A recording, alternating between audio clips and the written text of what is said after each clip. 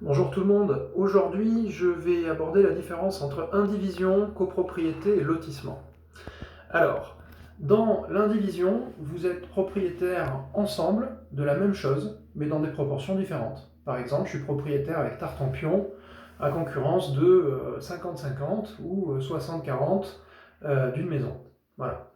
Être co-indivisaire ne veut pas dire être copropriétaire. La copropriété, c'est un régime particulier qui a été établi par la loi de 1965, dans lequel la copropriété détient le sol de l'immeuble, c'est-à-dire que le foncier appartient à la copropriété, et les particuliers, quant à eux, sont propriétaires de deux choses. Ils sont propriétaires de parties privatives et de parties communes. Alors, les parties privatives, ça va être par exemple les parties privatives de votre appartement, de votre cave, de votre garage.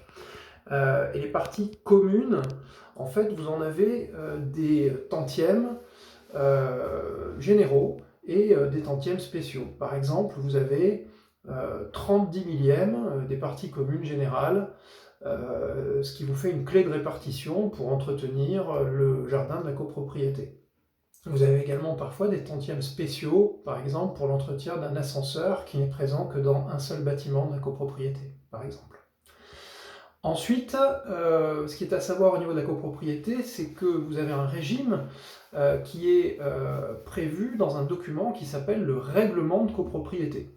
Le règlement de copropriété peut faire l'objet d'un ou plusieurs modificatifs. Voilà. À côté de la copropriété, vous avez encore un autre régime qui est celui du lotissement. Alors, dans le lotissement, rien à voir avec la copropriété, puisque je suis propriétaire de ma maison et je suis propriétaire du sol en dessous de ma maison. Bref, j'ai une parcelle qui m'appartient, sur laquelle une maison est édifiée. Dans le lotissement, vous avez également des voiries, bien évidemment. Alors ces voiries en général vont être gérées par une ASL, une association syndicale libre. Sinon, vous pouvez également être indivisaire sur les voiries pour faciliter l'entretien, jusqu'au jour où les voiries sont rachetées à un moment donné par la commune et en général l'ASL disparaît à cette occasion. Dans le lotissement, vous avez deux types de règles. Vous avez les règles d'ordre privé, qui ne concernent que les colotis, qui sont réunies dans un document qui s'appelle le cahier des charges, et le cahier des charges ne se périme pas.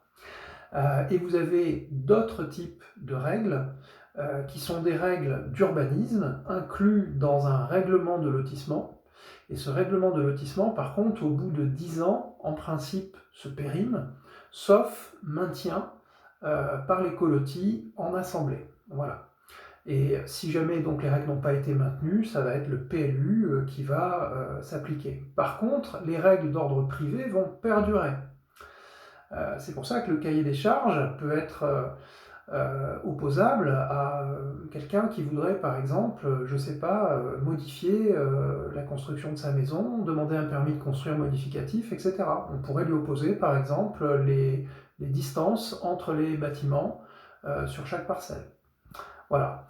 J'espère que ces explications ont été claires. Je reste à votre disposition si vous avez des questions supplémentaires. Je vous dis à bientôt. Salut!